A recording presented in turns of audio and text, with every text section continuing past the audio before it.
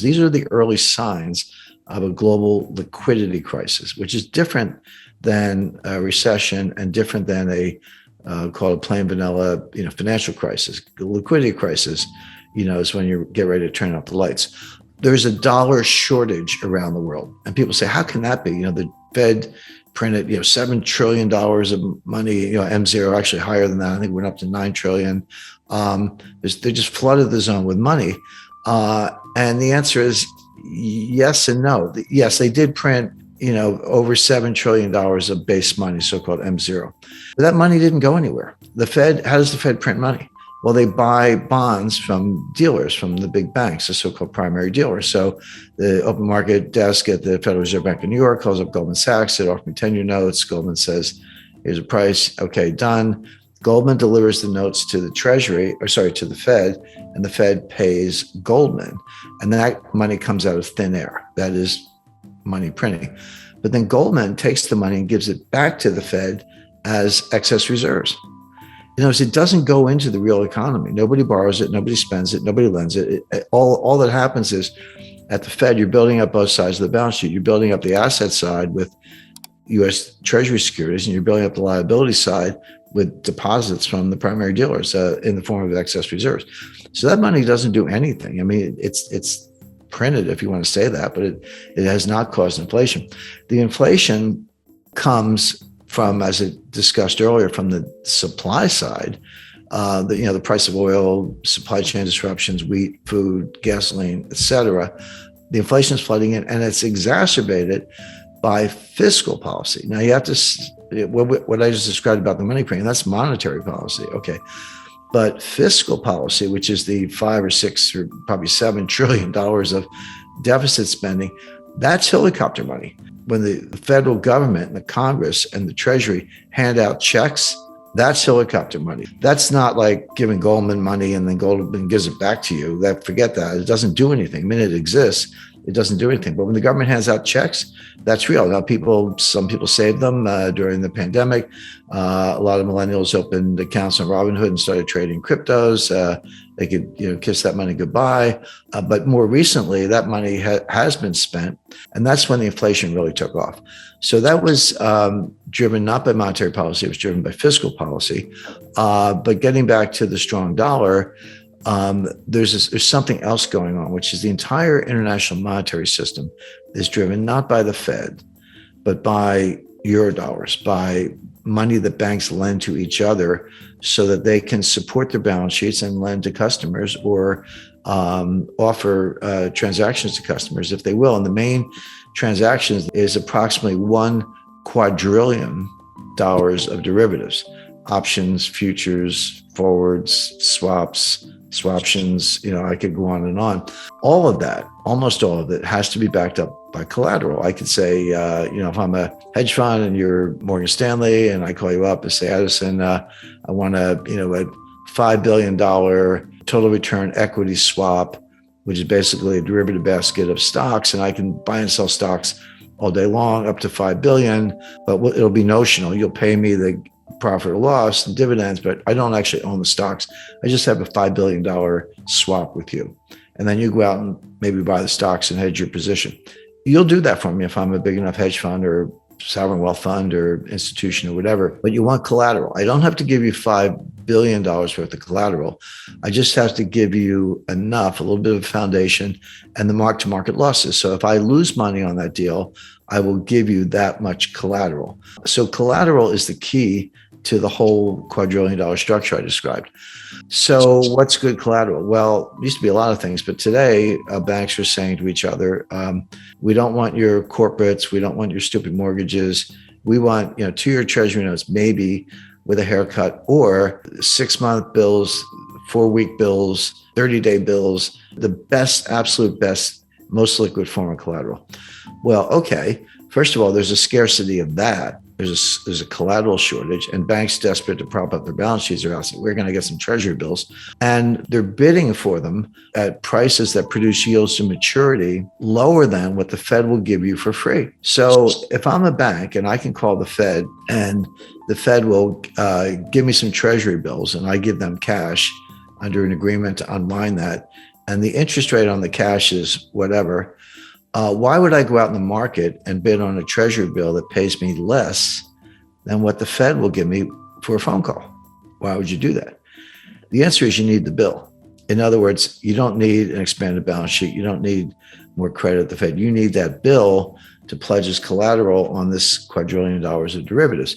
And that's what's happening. So how do I get a bill if I'm Deutsche Bank or Credit Suisse or UBS or Unicredit or Barclays or anybody else? I need dollars. Because the bills are denominated in dollars. So if I want to buy them, I got to get some dollars.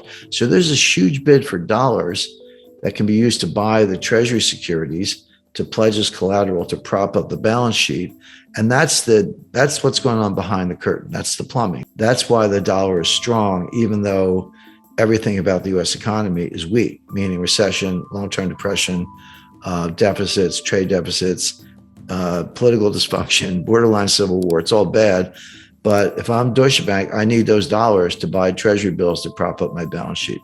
But if you can't get it, or you can't get it at a price, or the dollar gets too strong, et cetera, or the yields get negative, et cetera, what happens is, and this is happening, the banks are reducing their balance sheets.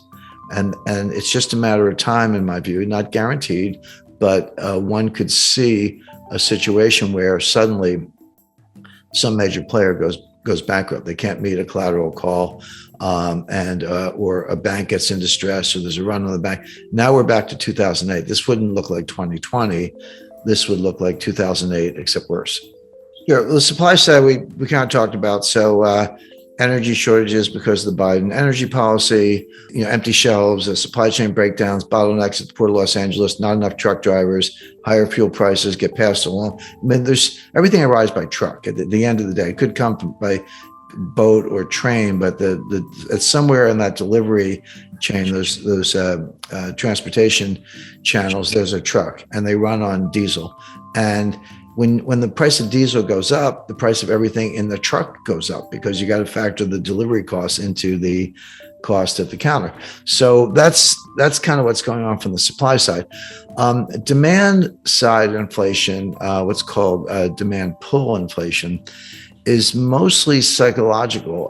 In other words, consumers get it in their heads that prices are going up for whatever reason. Maybe they actually are going up and they extrapolate from that, or they have other reasons for believing that.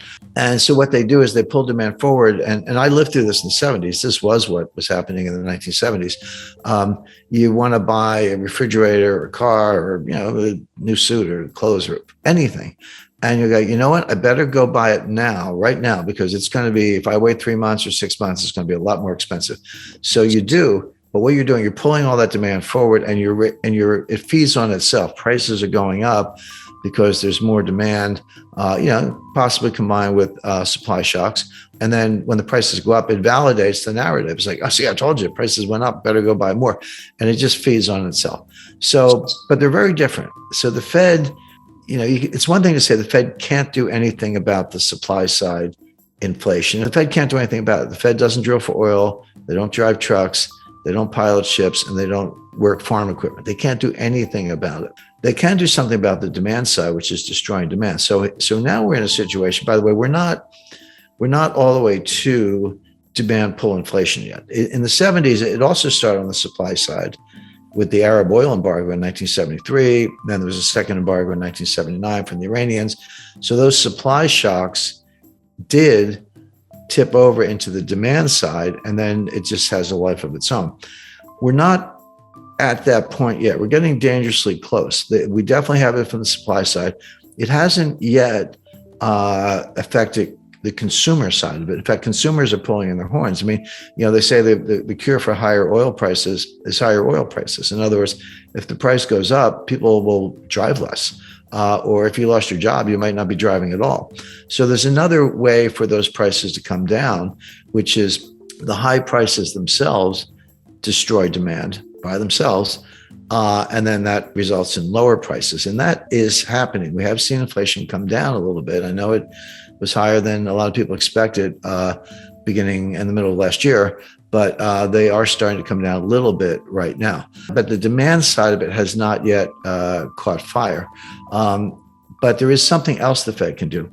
they can destroy demand. So how do they do that? Well, raising interest rates. So what happens? Credit card rates go up, mortgage rates go up, new housing purchases slow down, car financing, leasing rates go up. So people stop buying new cars, et cetera. If you do that enough, you can destroy demand, but it's at a very high cost, because what are you doing? You're putting the economy in a recession. So can the Fed deal with supply side inflation? The answer is yes, by destroying demand and putting the economy in a really severe recession. So nice job, Fed. That's between a rock and a hard place. Let it go. And it'll take a long time to fix the supply side, or crush demand so much that it fixes itself, but at a very high cost. And the Fed is doing the latter.